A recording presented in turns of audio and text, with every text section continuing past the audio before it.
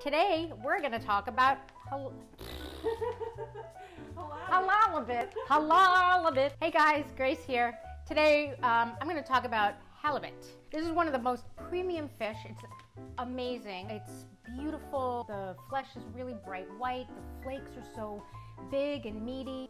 It makes a great chowder. It makes great fish and chips. It's perfect on the grill, on pan-fried, under the broiler. One of the most iconic Alaskan dishes that use halibut is called halibut catty-ganty. It was named after a woman whose nickname was Catty Ganty, I suppose. No, that's ridiculous. I'm not going to say that. It's so old. It's like probably from the 40s. And what characterizes that recipe is that the fish is marinated in white wine and it's slathered with a whole bunch of mayonnaise or sour cream and onions and thrown under the broiler. I think there are a lot better ways to use halibut. Check out our website for all of those good ways. So that's halibut.